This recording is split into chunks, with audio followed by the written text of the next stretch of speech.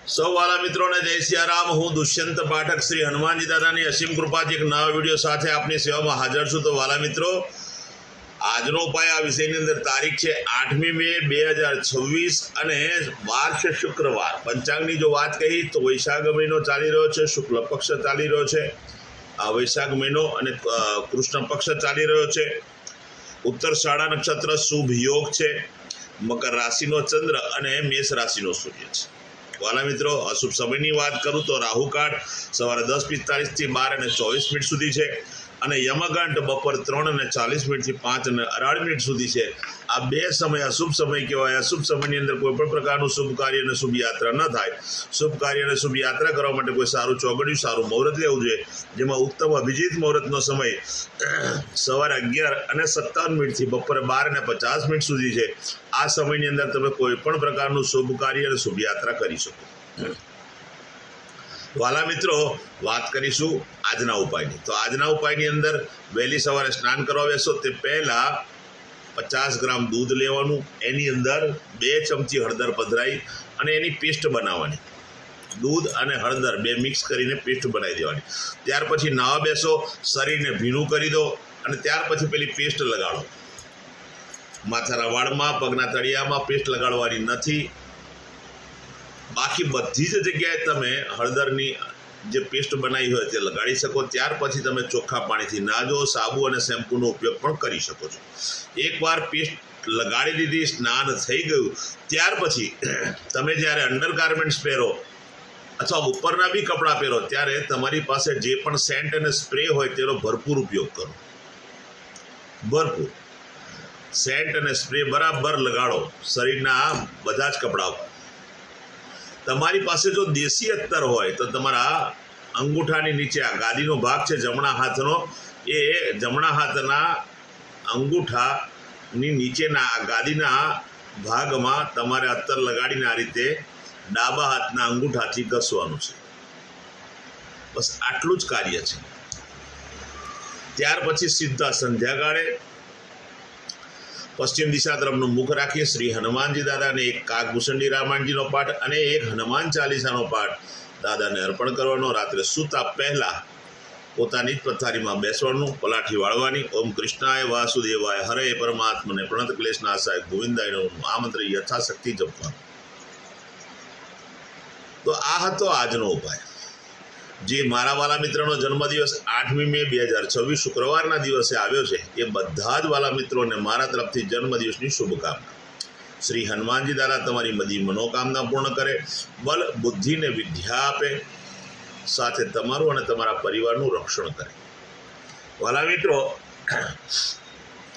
ઉપાયના ભાગરૂપે મેં કહ્યું તે પ્રમાણે સ્નાન કરવાનું છે અને મેં કહ્યું તે પ્રમાણે તમારા આ કપડાની અંદર, વસ્ત્રોની અંદર અત્તર અથવા સ્પ્રેનો ઉપયોગ કરવાનો છે।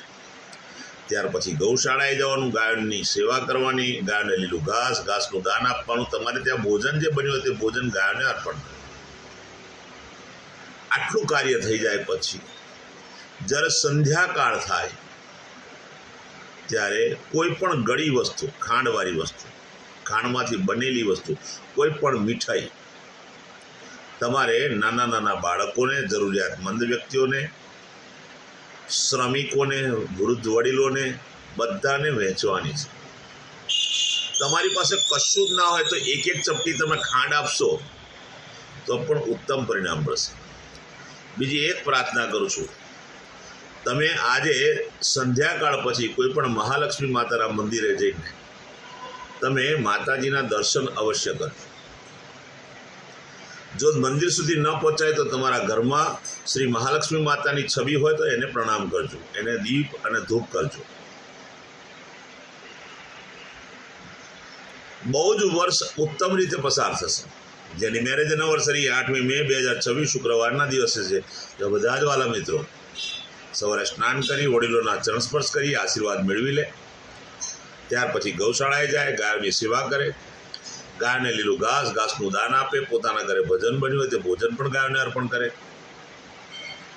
આટલું કાર્ય કર્યા પછી કોઈ પણ વૃદ્ધાશ્રમમાં, અનાથ આશ્રમમાં, વિધવા આશ્રમમાં જરૂરિયાતમંદ વ્યક્તિને, શ્રમિકોને, દેવ મંદિરે અથવા બ્રાહ્મણને ચોખાનું દાન કરવાનું છે, ઘીનું દાન કરવાનું છે, ખાસ કરીને મધનું દાન કરવાનું છે.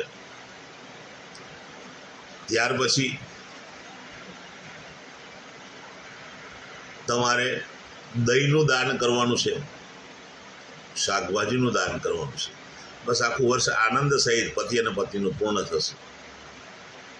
ભલા મિત્રો, બધું જ મારા બધા જ વિડીયો યુટ્યુબ પર હોય છે. મારી યુટ્યુબની ચેનલનું નામ છે દુષ્યંત પાઠક. મારી ચેનલને સબસ્ક્રાઈબ કરજો, બેલ આઇકન અવશ્ય દબાવજો. હું નિયમિત એક વિડીયો મૂકું છું. તમે બેલ આઇકન દબાવેલું હશે તો તમારા મોબાઈલ ઉપર નોટિફિકેશન આવશે, અને એકવાર નોટિફિકેશન આવી જશે પછી તમે મારો વિડીયો જોઈ શકશો. મારું ઇન્સ્ટા અને ફેસબુકનું પેજ છે, એનું નામ પણ દુષ્યંત પાઠક છે. તો મારા પેજને ફોલો કરજો, લાઈક કરજો, અને મારા બધા વિડીયોને શેર કરજો.